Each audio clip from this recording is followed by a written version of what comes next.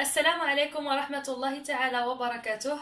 وصفتنا اليوم إن شاء الله وصفة بسيطة لكن رائعة جدا متنوعة بالخضار. فغادي ندير معكم اليوم زعلوك متنوع بأغلبية الخضار اللي مفضلة عندنا.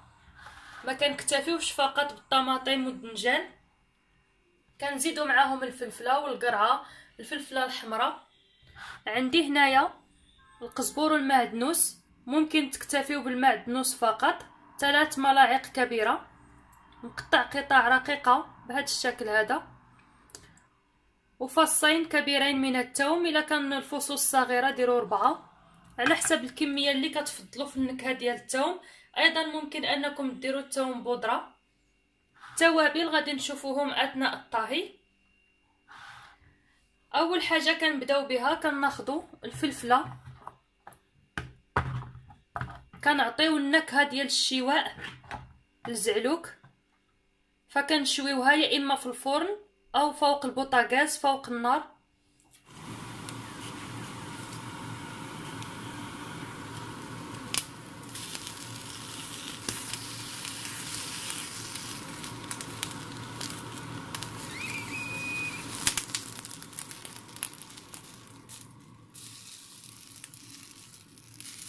غير بهذا الشكل، ما كنشويوهاش بزاف باش ما كتبقاش لينا الجلده ديالها رقيقه، كنخليوها كتشم الريحه ديال الشواء. لا غير بهذا الشكل هذا.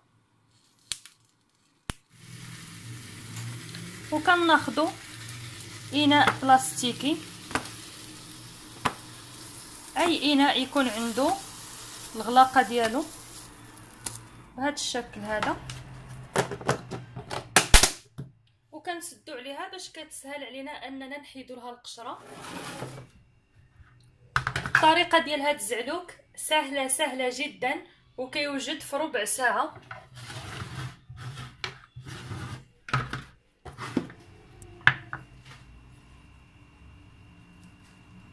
كنبداو كنقشروا مطيشه، واللي كتعجبو القشره ديال المطيشه يخليها. هاد الوصفه كنستعملوا الطنجره،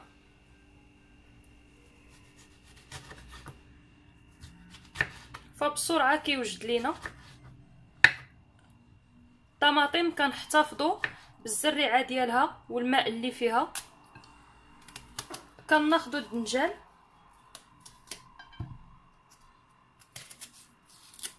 كاينين الناس اللي كيعجبهم القشر يخليوه، كاين اللي ما كيعجبهمش ينقيوه.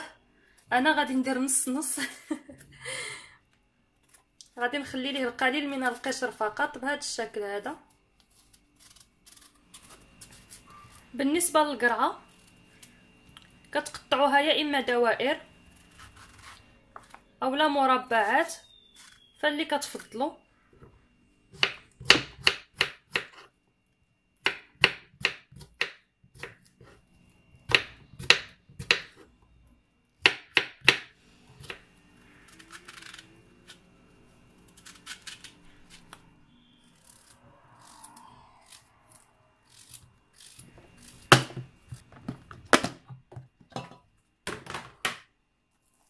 كناخذوا الفلفله وكنقيوها وكنغسلوها. بالنسبه لهاد الزعلوك كيجي رائع في طنجره الضغط. كنبداو بالطماطم، هي اللي كتكون في الاسفل.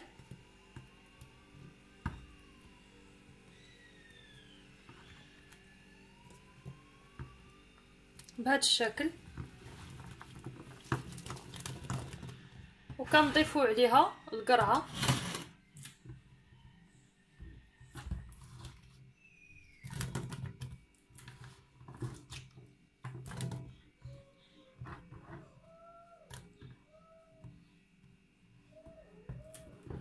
وايضا حتى الماء اللي تيكون لينا في القراده كنخليوه ديال الطماطم. كناخذوا الدنجال وكنقطعوه الى دوائر رقيقه.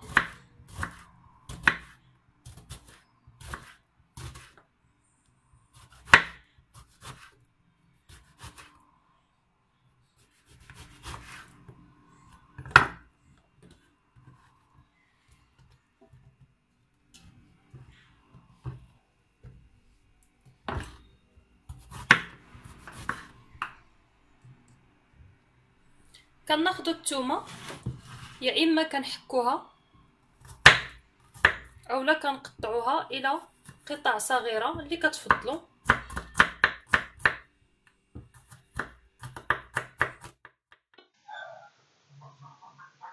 كناخدو حتى الفلفله وكنحيدو ليها البذور الزريعه وكنقرضوها حتى هي بالدور ديالها وكنضيفوها مع الخضر في طنجره.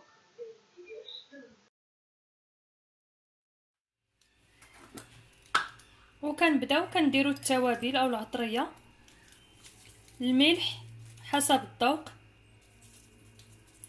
كندير ملعقه صغيره ونصف،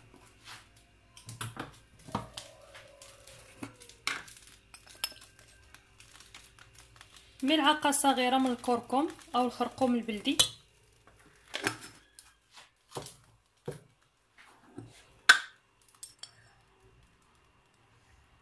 ملعقه صغيره غير مملوءه بالابزار او الفلفل الاسود، كنضيفو معلقه صغيره من التحميره فهي اللي بقات ليا في العلبه كنضيفها،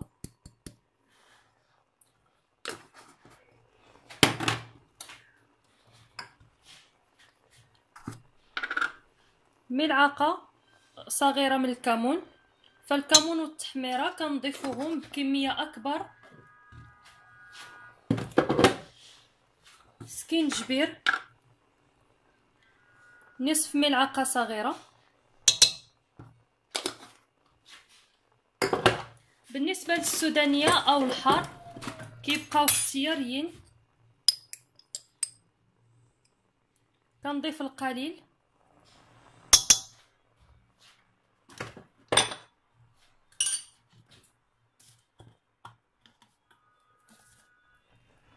كنضيف ملعقتين كبيرتين من الزيت العادي النباتي،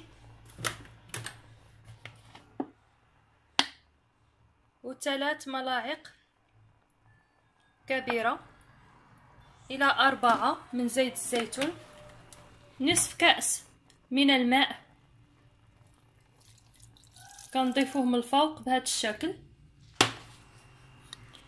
بغيتو تضيفوا الفلفل الحار او مزيوده صغيره كتضيفوها. بالنسبه للنار كتكون متوسطه باش ما كيتحرقش لينا هذا الخليط من الخضر، الدرجه كتكون متوسطه. منين كتصفر الكوكوت او طنجره الضغط كنحسبوا ليها 10 دقائق الى ربع ساعه وتيكون عندنا واجد.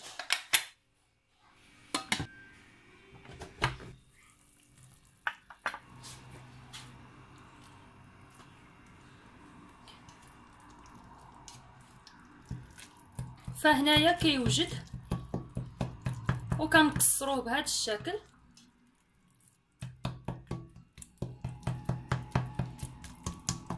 وكنرجعو كنوضعوه فوق النار حتى كيولي لينا خاتر وشارب الماء.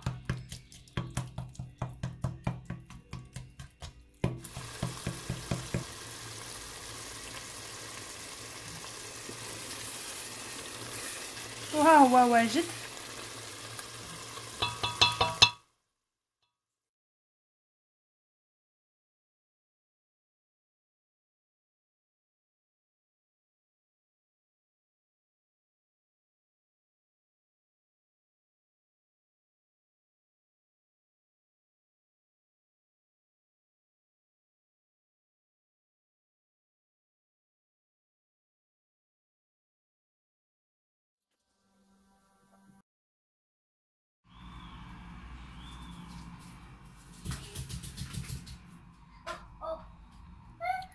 زعلوك بالخضر، كنتمنى انكم تجربوه وينال الاعجاب ديالكم. طريقه صحيه في دقائق فقط كتوجدوا اكله رائعه، يا اما كتقدموها على شكل وجبه خفيفه او لا على شكل مقبلات مع الطبق الرئيسي. والسلام عليكم ورحمه الله تعالى وبركاته.